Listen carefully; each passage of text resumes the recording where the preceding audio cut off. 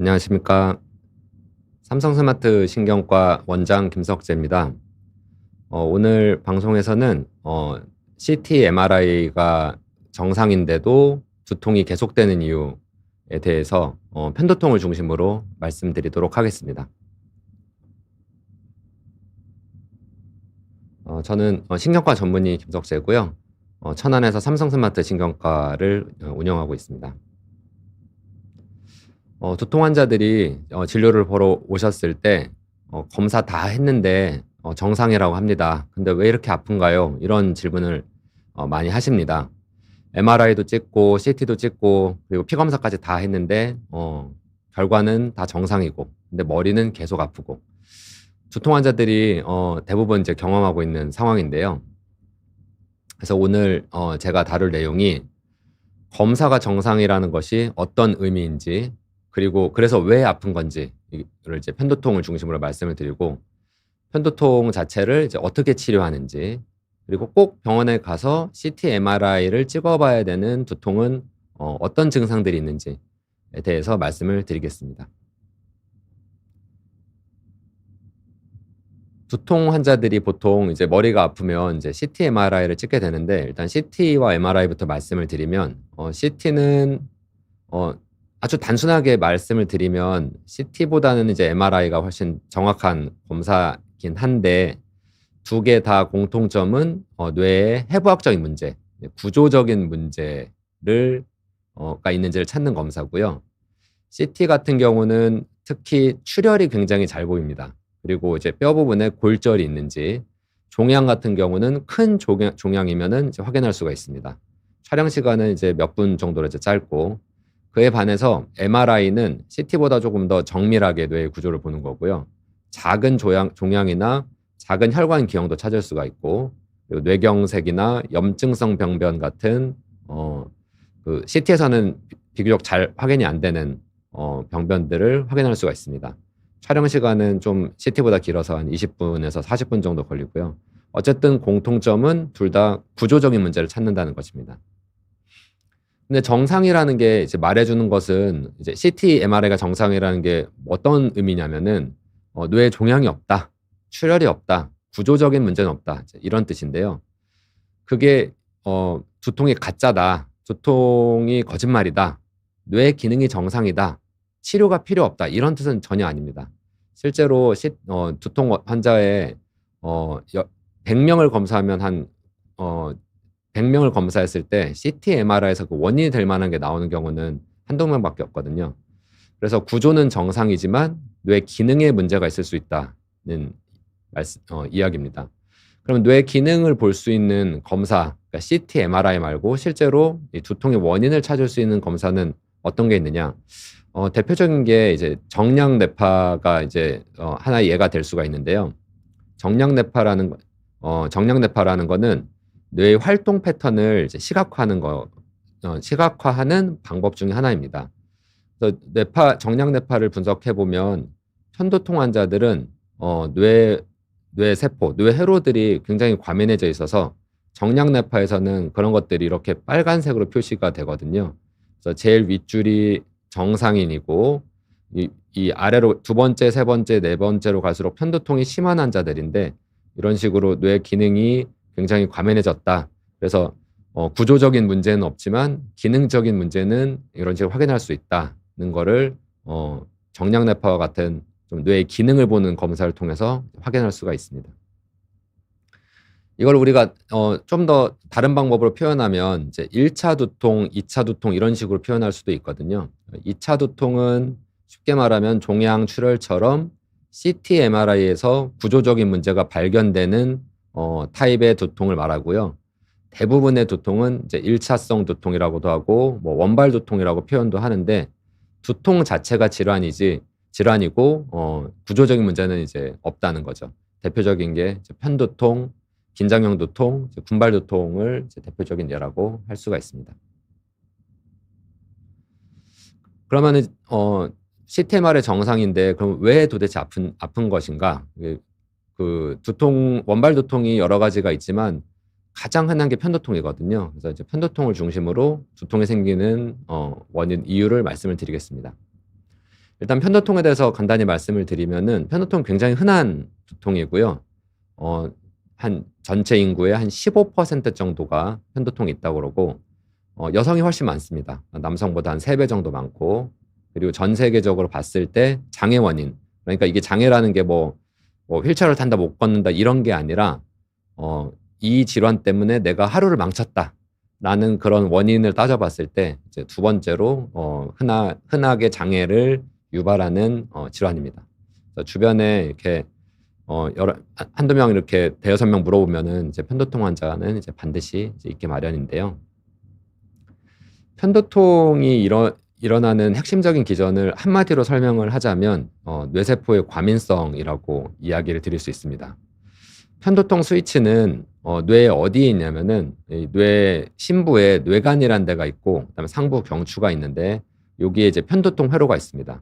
이 회로가 과민해지는 게 편도통의 시작이고요. 회로가 과민해지면은 이 편도통 회로에서 뻗어나오는 3차 신경을 통해서 염증성 물질이 뇌 전체에 뿌려지는데, 대표적인 이 염증 물질이 이제 CGRP라고 합니다. CGRP에 대해서는 이따 다시 또 설명을 드릴 거고요.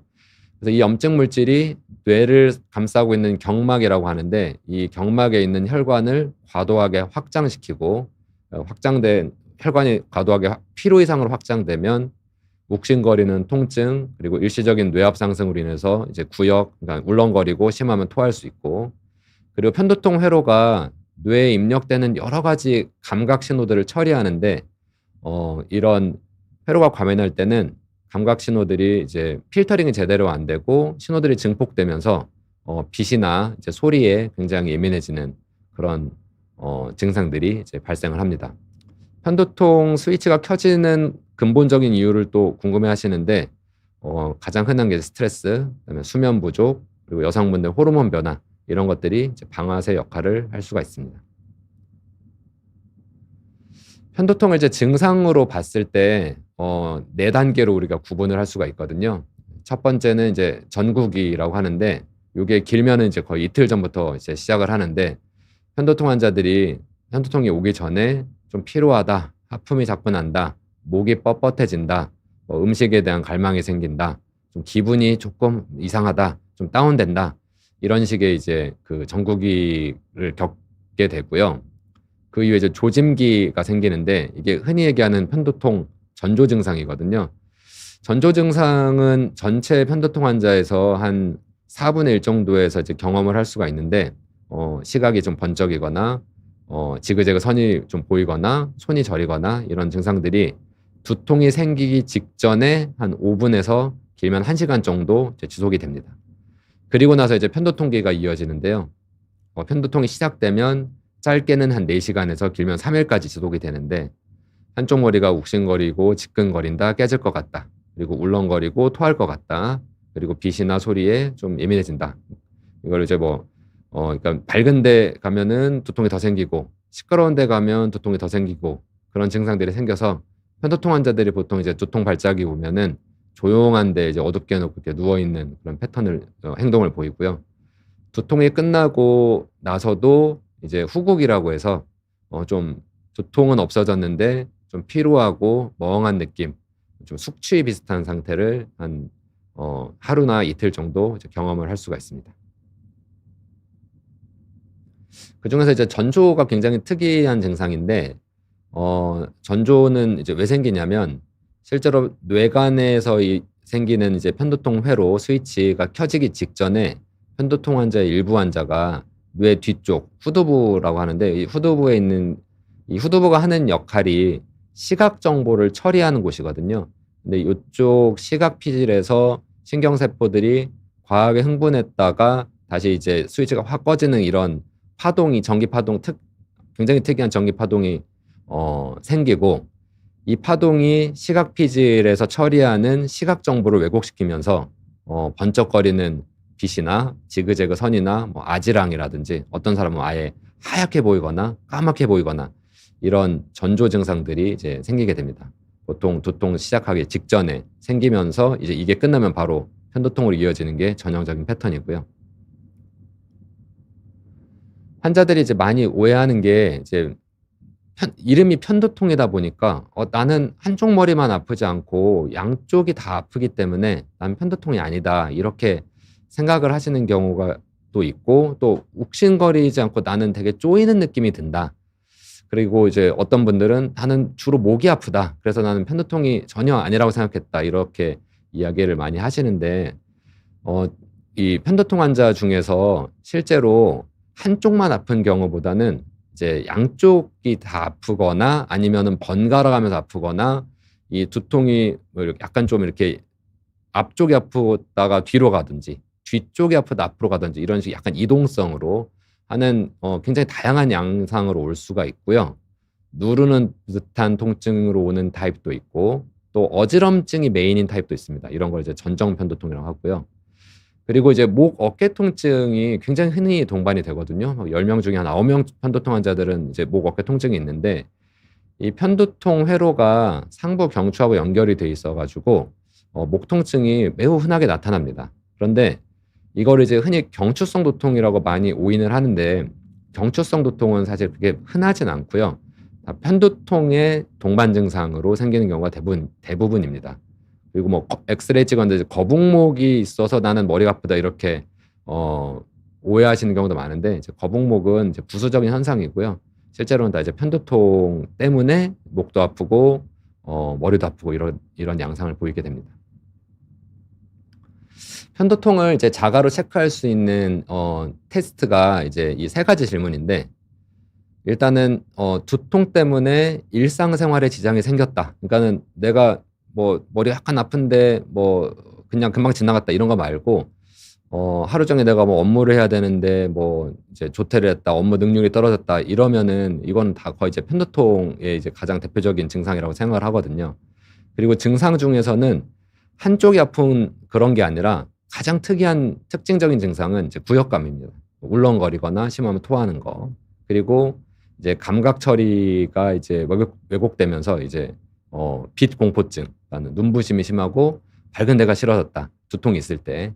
이런 세 가지 중에서 2개 이상이 해당되면은 이제 편두통 가능성을 이제 한 93% 정도 있다고 이제 이야기를 합니다. 호르몬의 영향을 받는 게 또 편두통의 특징인데요. 그게 이제 여성에서 더 흔한 이유기도 한데, 에스트로겐 레벨, 그러니까 여성 호르몬의 변동성이 이제 핵심입니다. 그 급격히 떨어질 때 이 편두통 회로가 과민해지면서 편두통이 유발되는데요. 그래서 이제 월경 편두통이라고 해서 생리기간에만 두통이 확 생기는 그런 분들이 일부 있으신데, 특징적인 월경 편두통의 시작점이 이제 생리 시작 이틀 전입니다. 그때 이제 호르몬이 확 변하거든요. 근데 그런 분들이 내가 이제 임신을 하면은 약도 못 쓰고 그러는데 괜찮을까요? 그런 질문을 많이 하시는데, 다행히도 임신 중에는 에스트로겐이 안정되면서 편두통이 대부분 호전이 됩니다. 그래서 걱정했던 것보다는 무난하게 지나가는 경우가 많고요. 폐경 후에는 이제 호르몬이 안정되면서 호전된 경우가 많긴 한데, 그 폐경 시기, 그러니까 갱년기 때, 그럴 때 이제 이 여성 호르몬 변화가 굉장히 좀 심해지면서 갱년기 때는 편두통이 악화되는 경우가 많습니다. 그리고 피임약 같은 경우에 외부에서 이제 약으로 여성 호르몬을 넣어주는 거니까 오히려 이거는 이제 변동성을 더 유발해가지고 악화될 가능성이 있고요. 그래서 호르몬 수치가 문제가 아니라 이제 변동되는 게 편두통의 스위치를 켜는 핵심 기전입니다. 이외에 편두통을 악화시키는 요인들을 말씀을 드리면, 핵심적인 거 하나만 말씀드리면, 루틴이 깨질 때 편두통이 생깁니다. 그래서 수면 같은 경우에는 수면이 부족하거나 수면의 질이 떨어져도 편두통이 유발되는데, 또 안 자던 시간에 자거나 너무 자도 편두통이 유발될 수 있습니다. 스트레스 같은 경우도 당연히 스트레스가 과하면은 편두통 회로를 과민하게 만들면서 두통이 유발될 수 있는데, 또 반대로 스트레스가 확 풀렸을 때, 그러니까 긴장하고 지내다가 주말 같은 데 확 쉬면은 그때만 또 두통이 몰아서 오는 그런 반대되는 타입들도 있고요. 식사 같은 경우도 이제 안 먹던 시간에 먹거나 갑자기 굶거나 탈수되거나 이런 때 이제 편두통 유발될 수가 있고, 환경적으로는 강한 빛이나 소음이나 어떤 사람은 이제 날씨 변화, 뭐 비만 오면 난 아프다 이런 분들도 있거든요. 그래서 내가 기상청보다 더 정확하다, 비만 오려고 하면 난 항상 아프다 이런 분들도 있고, 특정 냄새에 유발되는 경우도 있고 음식에 유발되는 그런 타입들도 있습니다. 편도통에서 또 뗄래야 뗄 수 없는 게 이제 카페인 이야기인데요. 카페인 같은 경우는 가끔 이게 카페인이 뇌 혈관을 이렇게 수축시켜 가지고 아까 편도통 생길 때 혈관이 확장되면서 아프다고 그랬는데 카페인은 혈관을 수축시키는 효과가 있어 가지고 가끔 마시면 이제 진통제와 같은 역할을 할 수가 있습니다. 실제로 임산부들 편도통이 있는 분들이 임신을 하면 진통제 셀약이 없으니까 그럴 때 이제 카페인을 좀 드시라고 진통제처럼 드시라고 말씀을 드리고 또 시중에 파는 이제 흔한 두통약들 뭐 개보린이든지 펜잘이든지 판콜 이런 데 다 카페인이 들어가 있거든요. 그런데 카페인을 매일 마시게 되면은 카페인이 너무 과해도 두통이 유발되고 또 카페인을 또 갑자기 끊어도 이 카페인으로 해서 조여졌던 혈관이 풀리면서 이 두통이 또 생기게 됩니다. 그래서 편도통 환자들은 이제 카페인을 도움이 되는 경우는 아주 가끔 마실 때 말고는 없거든요. 그래서 카페인은 그냥 무조건 멀리 하시는 게 전체적으로 두통 컨트롤할 때 도움이 됩니다. 만성 편도통이라는 개념이 있는데 편도통이 가끔 오면은 이제 뭐 일과성 편도통 그리고 뭐 사파성 편도통 이런 식으로 표현을 하고 그게 이제 자주 오면은 이제 만성화됐다 이런 표현을 쓰는데 기준은 이제 한 달에 절반 이상, 보름 이상 아프냐고요. 편도통을 이제 치료할 때 이제 핵심적인 거는 이 가끔 아플 때, 이 가끔 아픈 걸 잘 조절을 해가지고 이제 만성화되지 않게 해주는 거고, 만성화돼서 오면은 이거를 잘 치료해서 이제 후반부 얘기들 이제 예방약인데 예방약을 잘 써서 다시 가끔 아픈 타입으로 이제 만들어주는 게 이제 치료에 이제 다라고 할 수 있는데요. 만성화되는 이제 위험 요인들이 뭐 진통제를 너무 남용하거나 뭐 이런 비만, 수면 장애, 우울, 불안, 카페인 과다 섭취, 심한 스트레스, 그리고 아까 얘기 드린 호르몬 변화 이런 것들이 이제 위험 요인들이 됩니다. 약물 과용 두통이라는 개념이 있는데 이제 진통제가 이제 두통을 만든다는 거거든요. 두통이 있어서 진통제를 먹었는데 진통제 내성이 생겨서 더 많은 진통제를 먹게 되고 그게 더 많은 두통을 일으키고 이러면서 이제 악순환이 되는데 얼마나 많이 먹는 게 많이 먹는 거냐? 이제 타이레놀 같은 일반 진통제는 이제 한 달에 보름 이상, 그리고 이제 후반부에 말씀드릴 편도통 특화 진통제 이제 트립탄 같은 경우는 이제 월 10회 이상 드시면은 이제 약물 과용 두통이 이제 유발될 수 있습니다. 근데 여기서 이제 제가 강조를 항상 이제 환자들한테 드리는 포인트가 뭐냐면 이 의사가 이런 식으로 이제 진통제 이렇게 드시면은 약물 과용 두통이 생깁니다 이렇게 말씀을 드리면 이제 환자들이 이제 진통제를 웬만하면 안 먹고 뭐 예를 들어 한 달에 10번을 정해 놓고 10번 미만만 먹어야겠다 이렇게 생각하시는 경우가 흔히 있거든요. 그런데 두통을 또 참으면, 그러니까 뇌가 자꾸 편도통에 노출되면 그거 자체가 편도통 회로를 과민하게 만들면서 오히려 편도통이 더 만성화되거든요. 그래서 한 달에 10번 이상 먹는 거를 10번 이상 먹으면 안 되게 하는 게 이제 의사의 역할입니다.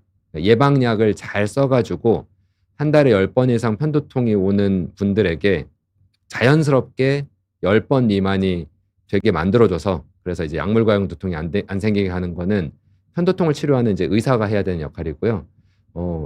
개별적인 환자분들은 아플 때 무조건 약을 빨리 드셔가지고 두통을 빨리빨리 조절해 주는 게 좋고, 한 달에 10번 이상 필요한 상황이 되면 이제 편도통 이제 그 신경과나 이런 두통을 보는 전문의에게 찾아가가지고 진통제가 필요치 않은 상황이 될 수 있게, 그게 바로 예방약 역할인데 예방약을 써서 이제 치료를 받아야 되는 시점이라고 이제 이해하시면 되겠습니다. 자,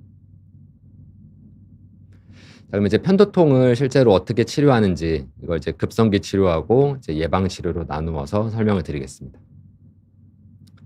치료의 두 축이 이제 급성기 치료, 그러니까 진통제죠. 두통이 시작했을 때 먹는 진통제가 있고, 그다음에 이제 예방 치료.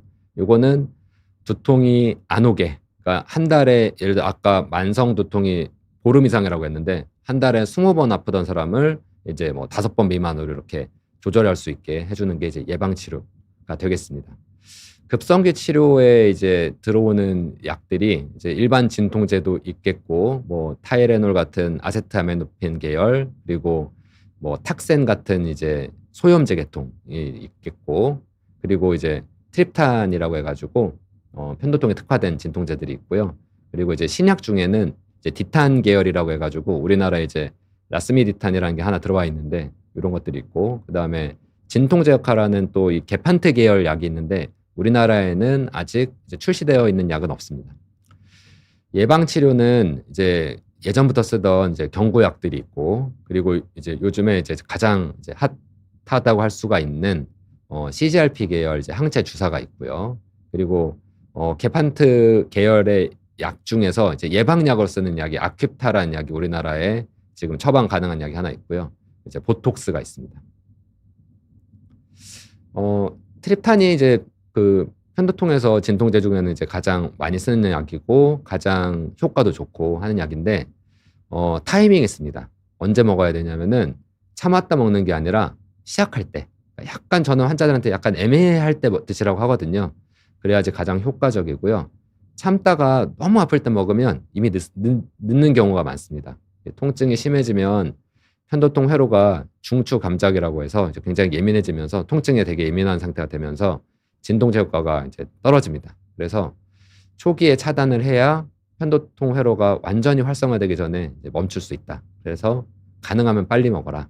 말씀을 드리고요. 그래서 편도통 환자들은 항상 이제 이 진통제를 몸에 지니고 있고, 뭐 집에도 있고, 직장에도 있고, 학생들이면 이제 학교에도 갖다 놓고 그래서 아플 때 빨리빨리 복용을 하셔야 가장 큰 효과를 볼 수가 있습니다. 트립탄이 우리나라에 지금 이제 5가지가 처방이 가능하거든요. 이제 수마트립탄, 그리고 졸미트립탄, 알모트립탄, 프로바트립탄, 그리고 나라트립탄 이렇게 있는데 강도가 센 거는 요 2가지고 이제 수마트립탄하고 졸미트립탄, 그다음에 좀 약하지만 오래 가는 게 이제 그 프로바트립탄, 이게 이제 미가드란 약이고 이제 나라믹이란 약인데 알모트립탄, 알모그란이라는 이름으로 이제 나와 있는 약인데 이게 가장 중간쯤 됩니다. 그래서 저 같은 경우는 보통 편도통 환자 처음 치료할 때 이제 알모트립탄을 먼저 드리고요. 요게 이제 딱 맞으면 제일 좋고 부작용이 생기면 좀 낮추고 그리고 효과가 좀 떨어지면은 위쪽으로 이제 올리는 식으로 이제 치료를 하는데, 이런 모든 트립탄들은 혈관을 수축시키는 작용이 있거든요. 그래서 심혈관 질환이나 이제 뇌혈관 질환자는 이제 사용이 제한되는 단점이 있습니다.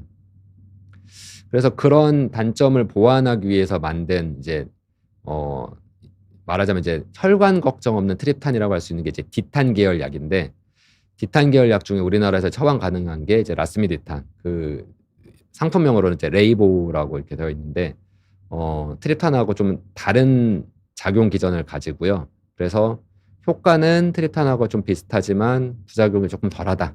특히 혈관에 대한 수축 작용이 없어서 좀 비교적 그런 혈관 질환 있는 사람한테는 이제 조금 안전하게 쓸 수 있다. 이제 이런 개념의 약입니다. 근데 이제 디탄 같은 경우는 국내 처방은 가능한데 아직 의료보험 적용이 안 돼가지고 한 알에 한 뭐 대략 한 8,000원에서 한 10,000원 정도 하거든요. 그래서 좀 비용적인 문제는 있습니다. 게판트라는 계열의 또 약이 있는데 요거는 이제 아까 초반에 좀 편도통 기전에 대해서 설명드릴 때 말씀드렸던 이 편도통을 일으키는 핵심 물질, 이게 이제 표적 물질이라고 할 수 있는데 CGRP라는 표적 물질의 수용체, CGRP가 달라붙는데 얘가 이제 대신 달라붙어가지고 CGRP 작용을 차단하는 약이거든요.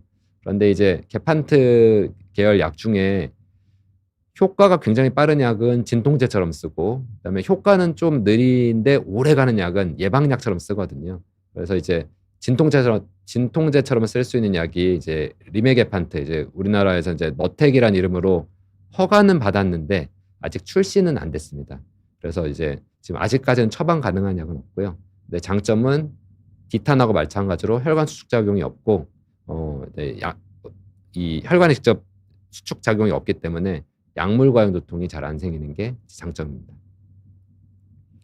편도통 치료의 가장 이제 핵심이라고 하면 이제 예방 치료라고 할 수 있는데, 이제 예방 치료를 이제 언제 하냐면 월 4회 이상 이제 편도통이 자주 있을 때, 또 급성기 치료가 잘 안 될 때, 그러니까 진통제 먹어도 잘 해결이 안 될 때, 진통제 쓸 진통제가 없거나 뭐 부작용이 생기거나 그럴 때, 그래서 편도통이 너무 심해서 일상생활이 잘 안 될 때, 약물 과용 두통으로 넘어갔을 때, 요럴 때 이제 예방 치료를 합니다. 예방약 같은 경우는 그날 먹어서 그날 효과 나는 건 아니고요. 예를 들어 아까 진통제는 드시면 2시간 이내에, 뭐 빠르면 거의 막 5 분, 10 분, 뭐 30분 이내에 이렇게 효과가 나는데, 예방약 같은 경우는 최소한 2주 이상은 드셔야지 이제 효과가 있다 없다 이야기를 드릴 수가 있습니다.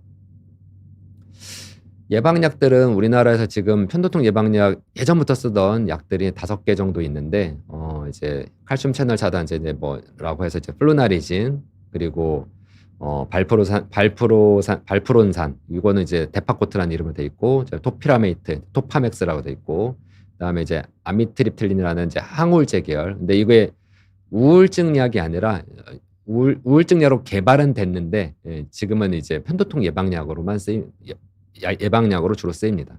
그리고 이제 인데놀이라는 이름으로 나온 이제 프로프라놀롤, 그리고 혈압약 중에 아직까지 원인은 정확하게는 모르는데 이 칸테살탄이라는 약이 편도통 예방 효과가 있습니다. 그래서 이런 약들이 이제 편도통을 예방할 때 쓰는 약들이고, 이런 약들을 단독으로 쓸 수도 있고 여러 가지 몇 가지 약을 조합을 해가지고 이렇게 복합요법으로 이제 쓰기도 합니다.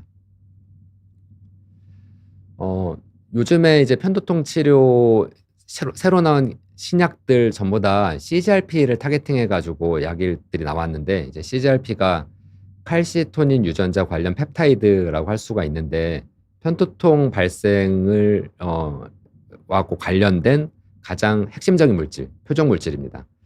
이 CGRP는 3차 신경이 활성화되면은 이 CGRP가 나오는데, 이 CGRP가 이 염증성 물질이거든요. 그래서 이게 이제 신경성 염증 유발해서 혈관 확장시키고, 그래서 실제로 또 편도통 환자가 아플 때 검사해보면 CGRP 농도가 올라가 있고, 그다음에 CGRP를 거꾸로 정맥 주사하면 또 편도통 발작을 이제 유발할 수가 있습니다. 그래서 CGRP를 차단하면 이제 편도통을 예방하고 치료할 수가 있다, 뭐 이런 개념들이 있고, 그런 개념으로 이제 여러 가지 신약들이 이제 출시가 되어 있거든요.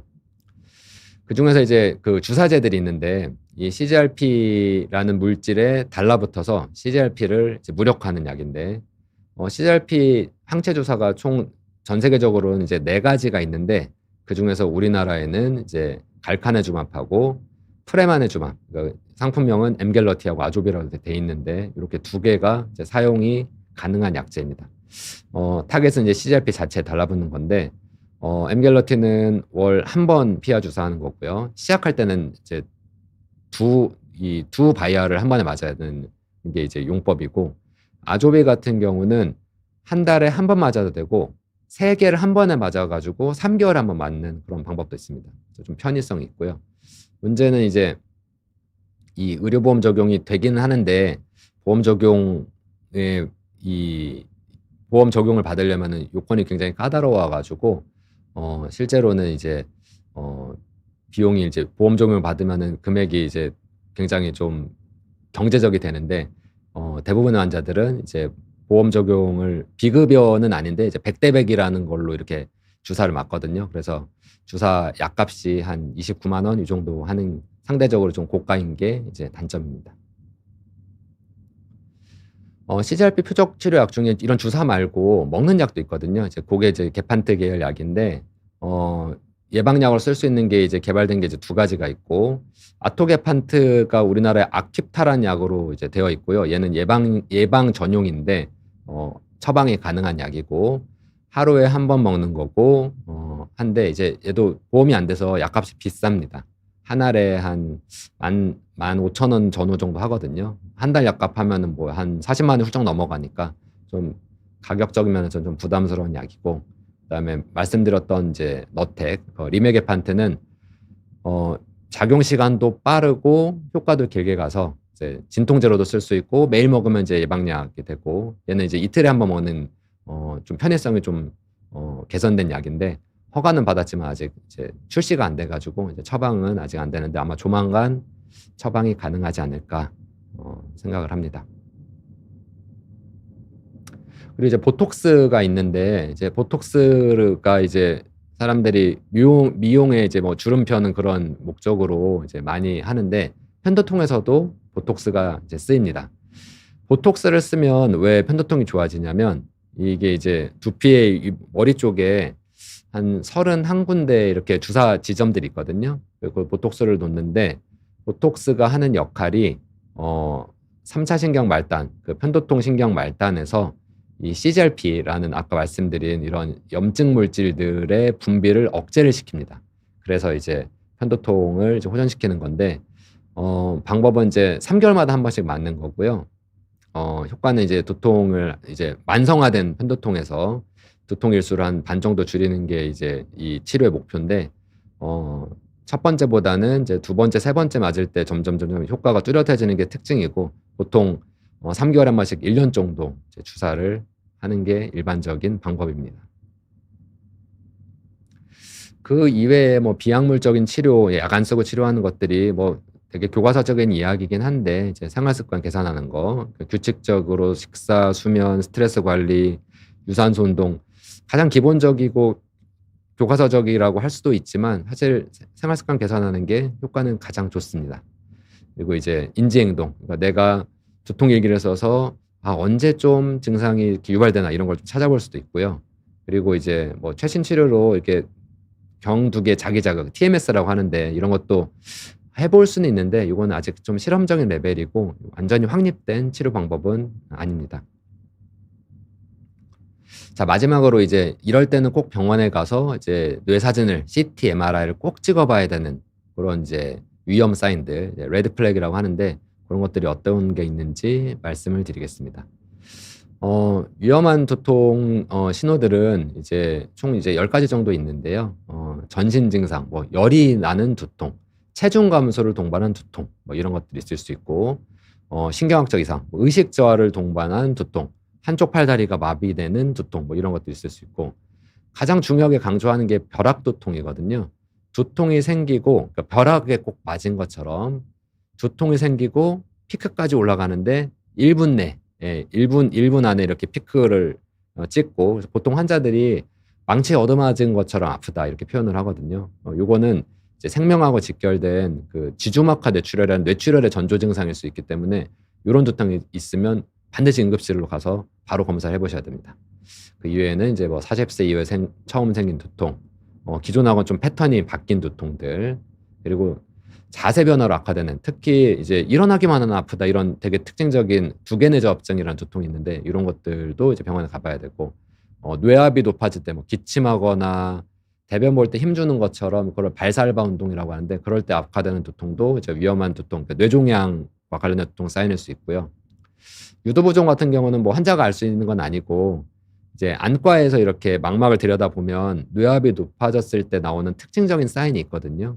유두부종이라고 하는데 이런 게 있으면 이제 종양일 수 있기 때문에 검사를 꼭 해보셔야 되고요.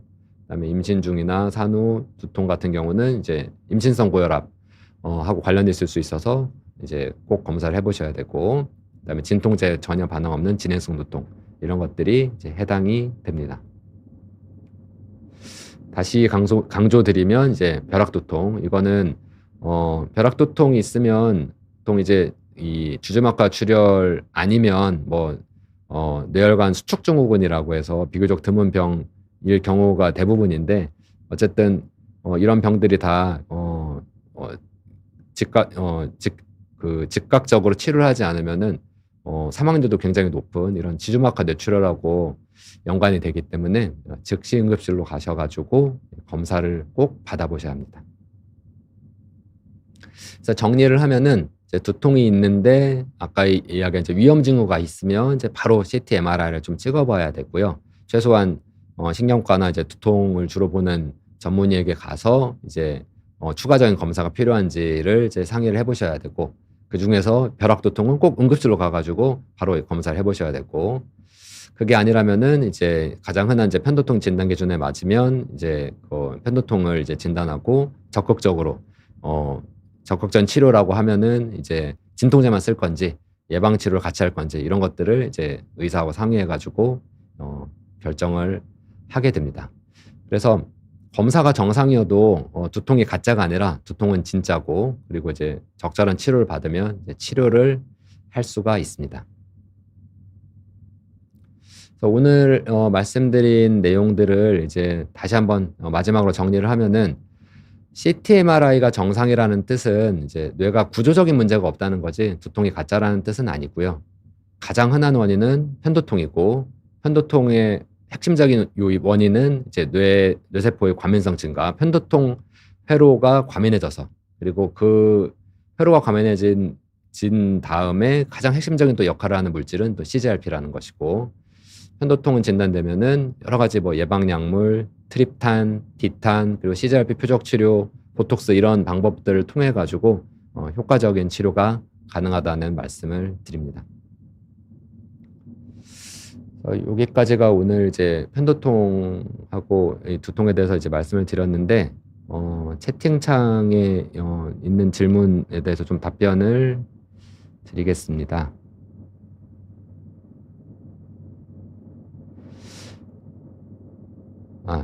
일단은 그 이지빈 님께서 작년에 만성 편두통이랑 우울증 때문에 너무 힘들었는지 편두통과 우울증이 좋아졌는데도 학업에 집중이 잘 안 됩니다.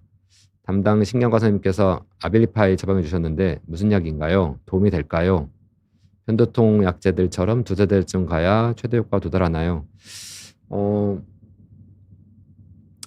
학업에 집중이 안 된다는 것이 이제 환자들이 요즘에 이제 이런 증상들로 이제 올 때 이렇게 뭐 브레인 포그라고 많이 표현을 하시거든요. 머리에 꼭 안개가 낀 것 같다 뭐 그런 거죠. 그래서 그런 브레인 포그 증상을 이제 말씀을 하시는 것 같고요. 브레인 포그 증상들이 이렇게 원인을 또 찾아보면 굉장히 또 다양하거든요. 근데 그중에서 이제 아빌리파이 같은 경우는 일종의 이제 항울제로 분류를 할 수가 있고 아마 담당 신경과 선생님께서 이제 편두통 치료가 아니라 지금 이제 우울증 증상으로 아마 이런 인지 기능이 좀 떨어진 거라고 이렇게 판단을 하신 것 같아요.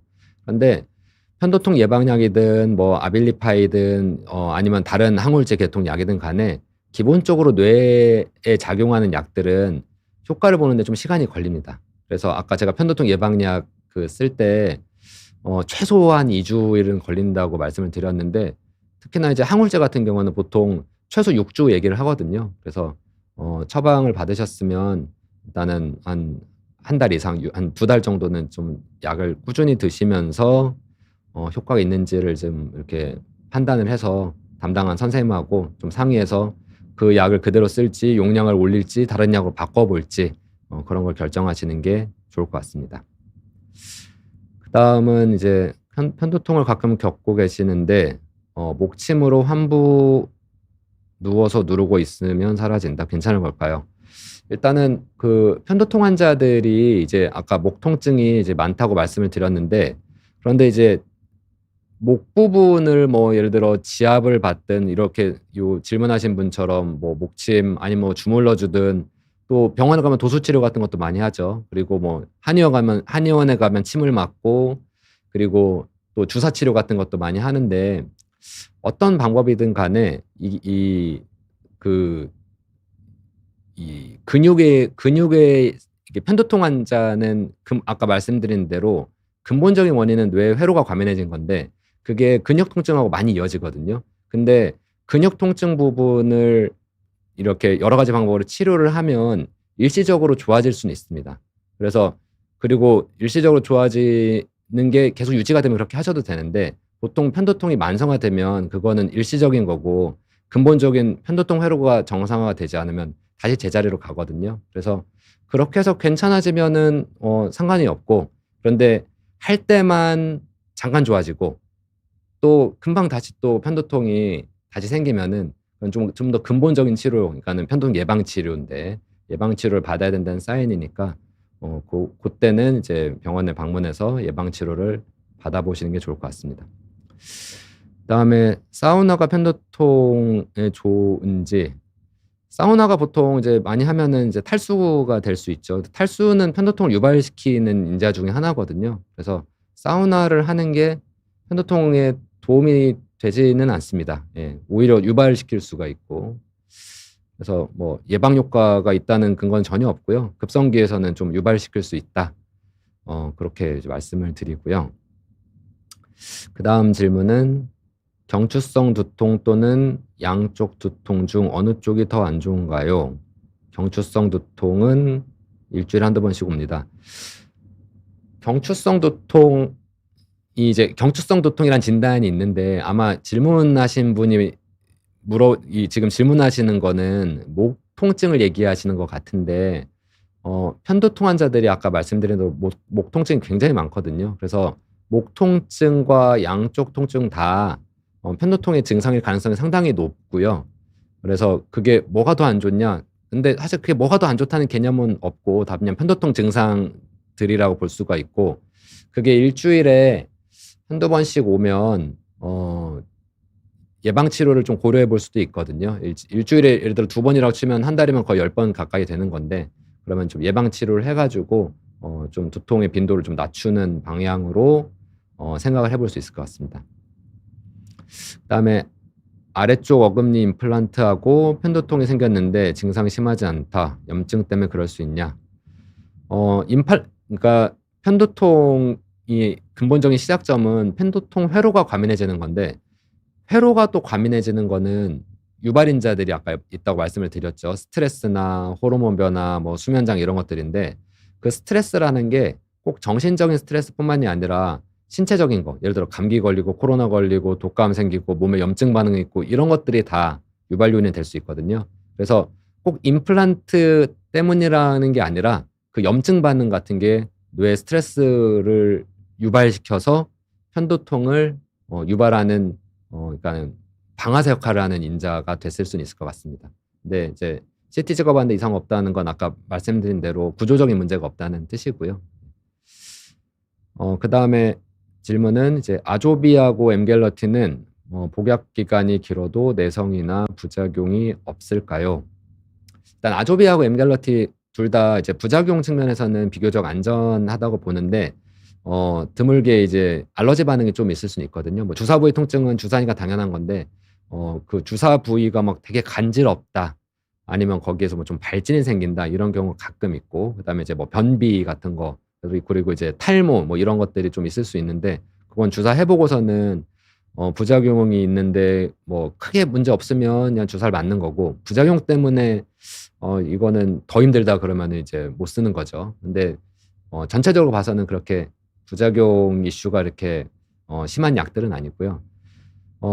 복약 기간이라는 게 이제 주사 기간을 말씀하시는 걸 텐데 주사 기간을 보통 얼마나 잡냐면 아조비나 엠겔러티 주사를 맞으면 보통 이제 주사 맞기 전에 비해서 반 이상 두통 횟수가 줄어드는 게 목표거든요. 그런데 효과를 판정할 때 이제 한 3개월에서 6개월 정도 맞고 그래서 대부분은 효과를 보시거든요. 완전히 만성화되는 경우 아니면. 그러면 주사를 효과가 있으면은 보통 이제 요즘에는 이제 1년에서 1년 반 정도를 이제 주사를 계속 씁니다.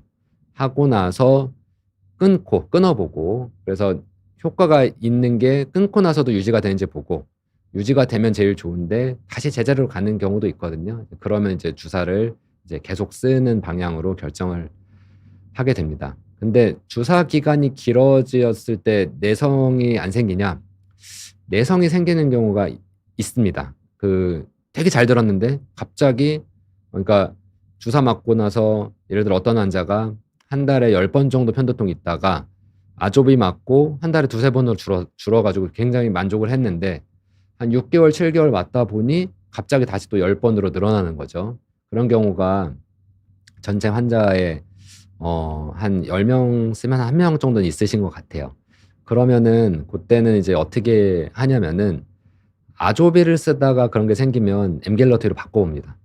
반대로 엠겔러티 쓰다가 또 생기면 아조비로 바꿔보고요. 그러면 또 보통 효과가 다시 생기는 경우가 있고 만약에 아조비에 내성이 생겨서 엠겔러티로 갈아탔는데 또 거기도 내성이 생겨서 효과가 없다.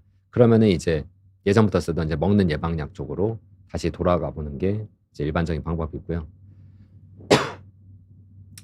자, 마지막으로 이제 MRA는 검사 안 해도 되나요? 두통으로 검사해 보려는데 궁금합니다. 이것도 이제 환자분들이 많이 질문하시는 건데 아까 제가 CT하고 MRI 얘기를 드렸는데 그러면 MRI랑 MRA는 어떤 차이가 있냐면 MRI는 뇌 자체를 보는 거고요. MRA는 뇌 혈관을 보는 겁니다. 거기에 대응했을 때 CT는 뇌 자체를 보는 거고 MRA에 대응하는 게 CTA거든요. CTA는 혈관을 보는 거고. 그래서 MRI하고 MRA는 보는 게 완전히 다른 거거든요. 뇌를 보는 거고 뇌 혈관을 보는 거니까. 그래서 검사를 만약에 한다면 가장 정확하게 한다면 둘 다 검사하는 게 제일 좋습니다. 둘 다 제일 검사하는 게 가장 좋은데 만약에 하나만 골라라라고 하면은 이제 MRI 왜냐하면 뭐 종양 출혈 같은 걸 찾아야 되니까 MRI를 찍는 거가 이제 정석일 것 같고요.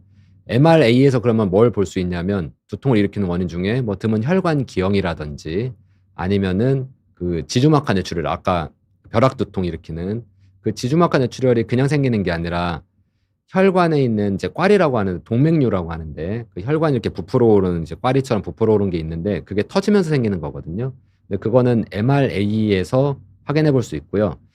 MRA에서 꽈리가 보이면 터지기 전에 찾으면 그걸 미리 치료하면 출혈로 가는 거를 예방할 수 있거든요. 그래서 MRA는 이제 그런 쪽으로 이제 도움이 될 수 있는데 어쨌든 MRI하고 MRI는 서로 보는 게 다르고 할 수 있으면 둘 다 같이 검사하는 게 가장 좋습니다. 네, 질문이 여기까지인 것 같고요. 예. 오늘 편도통에 대해서 이제 말씀을 드렸는데 도움이 되는 내용이었으면 좋겠습니다. 예, 신경과 전문의 김석재였습니다. 감사합니다.